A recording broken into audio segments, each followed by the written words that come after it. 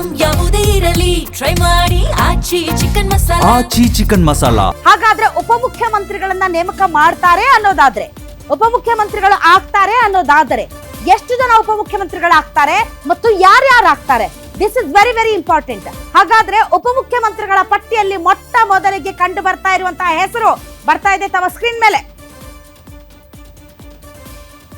S, that is G Parameshwar. Doctor G Parameshwar ಸದ್ಯ ಅವರು ಗೃಹ ಮಂತ್ರಿಗಳಾಗಿ ಕೆಲಸ ಮಾಡ್ತಾ ಇದ್ರು ಮತ್ತು ಹಿಂದೆ ಕೆಪಿಸಿಸಿ ಅಧ್ಯಕ್ಷರಾಗಿ ಕೆಲಸ ಮಾಡಿದಂಥವರು, ಮುಖ್ಯಮಂತ್ರಿ ಅಭ್ಯರ್ಥಿಯೂ ಕೂಡ ಆದಂಥವರು. ಸೊ ಅವರು ದಲಿತ ಕಮ್ಯುನಿಟಿಯಿಂದ ಬರುವಂತವರು ಮತ್ತು ಯಾವಾಗ ದಲಿತ ಅನ್ನುವಂತಹ ವಿಚಾರ ಅಥವಾ ದಲಿತ ಮುಖ್ಯಮಂತ್ರಿ ಅನ್ನುವ ವಿಚಾರ ಮುನ್ನೆಲೆಗೆ ಬರುತ್ತೋ ಆಗಾಗ ಡಾಕ್ಟರ್ ಜಿ ಪರಮೇಶ್ವರ್ ಅವರ ಹೆಸರು ಕೂಡ ಮುನ್ನೆಲೆಗೆ ಬರ್ತಾ ಹೋಗುತ್ತೆ. ಆದರೆ ಯಾವ ದಲಿತ ನಾಯಕರುಗಳು ಕೂಡ ಈ ಬಾರಿ ದಲಿತ ಮುಖ್ಯಮಂತ್ರಿಯನ್ನಾಗಿ ಮಾಡಿ ಅಂತ ಓಪನ್ ಆಗಿ ಹೇಳಿಕೆಯನ್ನ ಕೊಟ್ಟಿಲ್ಲ. ಸೊ ಡಾಕ್ಟರ್ ಜಿ ಪರಮೇಶ್ವರ್ ಮಾಜಿ ಡಿಸಿಎಂ ಮತ್ತು ಸಚಿವರು, ದಲಿತ ಸಮುದಾಯದ ಲೀಡರ್, ಎಲ್ಲರಿಗೂ ಕೂಡ ಒಳ್ಳೆಯವರು. ಆ ಬಣ ಈ ಬಣ ಅಂತ ಗುರುತಿಸ್ಕೊಂಡಿಲ್ಲ. ಬದಲಾಗಿ ಮುಖ್ಯಮಂತ್ರಿಗಳ ಜೊತೆಗೆ, ಅದು ಮುಖ್ಯಮಂತ್ರಿಗಳಾಗಿದ್ದಂತ ಸಿದ್ದರಾಮಯ್ಯನವರಾಗಿರ್ಬೋದು ಅಥವಾ ಕುಮಾರಸ್ವಾಮಿ ಅವರಾಗಿರ್ಬೋದು, ಎಲ್ಲರ ಜೊತೆಗೂ ಕೂಡ ಒಂದು ಒಳ್ಳೆಯ ಬಾಂಧವ್ಯವನ್ನ ಇಟ್ಕೊಂಡು ಕೊಟ್ಟಂತ ಕೆಲಸವನ್ನ ಮಾಡ್ಕೊಂಡು ಹೋಗುವಂತಹ ಲೀಡರ್.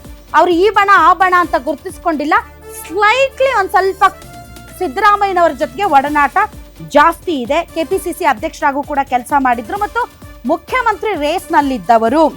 ಸೊ ಈ ಬಾರಿ ದಲಿತ ಮುಖ್ಯಮಂತ್ರಿಯನ್ನಾಗಿ ಮಾಡಬೇಕು ಅನ್ನುವಂತ ಕೂಗು ಇದ್ದ ಹಿನ್ನೆಲೆಯಲ್ಲಿ 2028ರ ಚುನಾವಣೆಗೆ, ಅದರಲ್ಲೂ ಕೂಡ ಕಾಂಗ್ರೆಸ್ನ ಕೋರ್ ವೋಟ್ ಬ್ಯಾಂಕ್ ಏನಿದೆ ಅದು ದಲಿತರು, ಹಿಂದುಳಿದ ವರ್ಗಗಳು ಮತ್ತು ಅಲ್ಪಸಂಖ್ಯಾತರು. ಹೀಗಾಗಿ ಮತ್ತೆ ಒಕ್ಕಲಿಗ ಸಮುದಾಯದ ಡಿ.ಕೆ. ಶಿವಕುಮಾರ್ ಅವರನ್ನ ಮುಖ್ಯಮಂತ್ರಿ ಮಾಡಿದ್ರೆ ಆ ಸಮುದಾಯ ಎಲ್ಲಿ ಒಂದ್ ಸ್ವಲ್ಪ ಸಿಟ್ಟಾಗುತ್ತೋ ಅನ್ನೋ ಕಾರಣಕ್ಕೆ ಉಪಮುಖ್ಯಮಂತ್ರಿಯನ್ನಾಗಿ ಜಿ ಪರಮೇಶ್ವರ್ ಅವರನ್ನ ನೇಮಕ ಮಾಡುವಂತಹ ಸಾಧ್ಯತೆ ಇದೆ. ಇದು ನಂಬರ್ 1.